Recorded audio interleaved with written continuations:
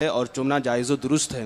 اور حضرت کی بارگاہ میں ایک سوال اور ہے کہ ایک صاحب نے سوال کیا ہے کہ کافر کے کھانے پر فاتحہ دلانا نیز اس کی پوجا میں شریک ہونا اور اس کا پرساد کھانا کیسا ہے؟ بہت سارے لوگ یہاں پر کرناٹک میں ایسا ہے یا دیگر علاقوں میں بھی ہوتا ہوگا کہ اگر کوئی کافر پوجا پاٹ وغیرہ کرتا ہے،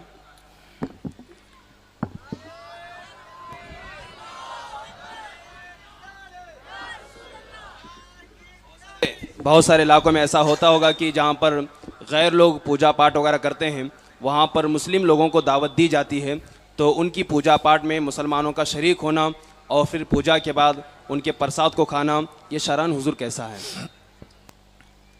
دین جو ہے وہ الگ ہے اور کفر جو ہے وہ الگ ہے۔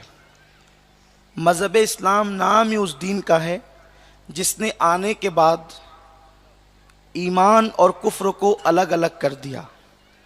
اسلام کے آنے سے پہلے ابو بکر جنتی اور ابو جہل جہنمی، یہ دونوں ساتھ ساتھ رہتے تھے، لیکن جب اسلام آیا تو ابو جہل الگ ہو گیا اور ابو بکر الگ ہو گئے۔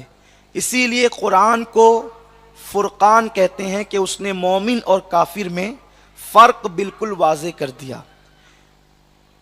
تو یہ جو بتوں کی پوجا ہے یہ شرک ہے، بلکہ شارح بخاری حضرت علامہ مفتی شریف الاقصاب امجدی رحمۃ اللہ علیہ، مبارک پور اشرفیہ کے سابق صدر مفتی، استاذ الاساتذہ، استاذ العلماء، آپ فرماتے ہیں کہ اگر کسی گانے میں کفریہ کلمہ ہو، اس کو خوش رہ کر کے سنا تو بھی کافر ہوگا۔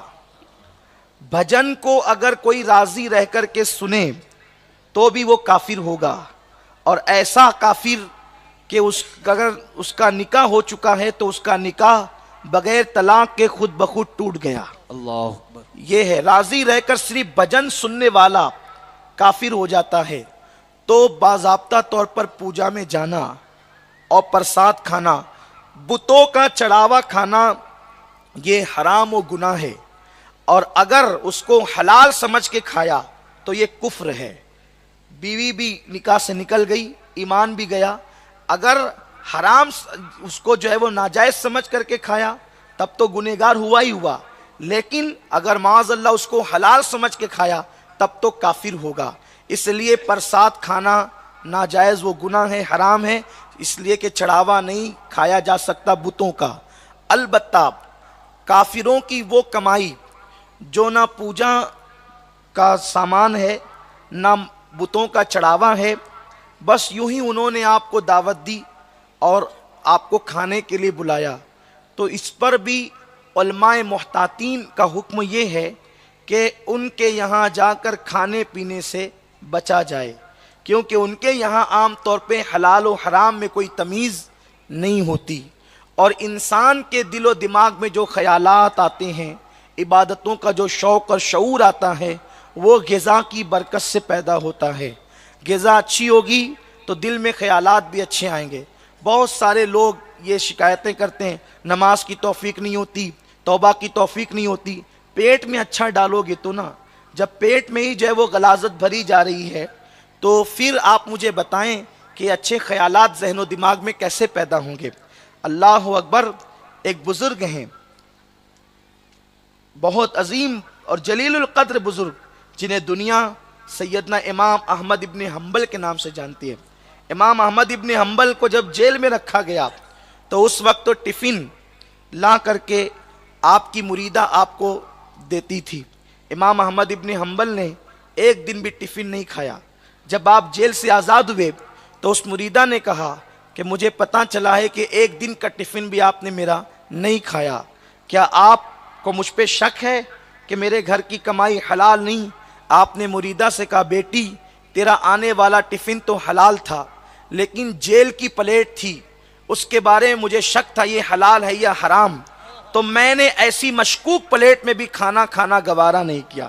وہ پلیٹ نہیں کھا رہے تھے، پلیٹ میں رکھ کر کھا رہے تھے۔ آپ غور فرمائیں، جب اس طرح کا تقوی پیدا ہوتا ہے تو دل کی کھڑکیاں معرفت الہی کے لیے کھلتی ہے۔ تو اب غور فرمائیں، اس لیے کافروں کے تہوار میں، بلکہ امام اہل سنت سیدی اعلیٰ حضرت امام احمد رضا خان محدث بریلوی رحمت اللہ علیہ فرماتے ہیں کہ جن دنوں مشرکین کا تہوار ہو اور وہ ان دنوں مٹھائیاں خریدتے ہو اور ان دنوں ان کے تہوار کی نسبت سے صرف مٹھائی خریدنا یہ بھی کفر ہے۔ جن دنوں جیسے کہ عام طور پہ ہندوستان میں دیوالی وغیرہ ہوتی ہے تو وہ مٹھائیاں خرید کے تقسیم کرتے ہیں، اس دن اس تہوار کی نسبت سے اگر کوئی مٹھائی خریدے گا تو بھی کافر ہو جائے گا۔ یہ دین ہے، دین، اور دین پر عمل کرو، آدھا تیتر آدھا بٹیر مذہب میں نہیں چلتا۔ لوگ کہتے ہیں ہمیں جینا ہے، ہم کہتے ہیں کیا مجدد الفسانی کو نہیں جینا تھا؟ اسی زمین پر مجدد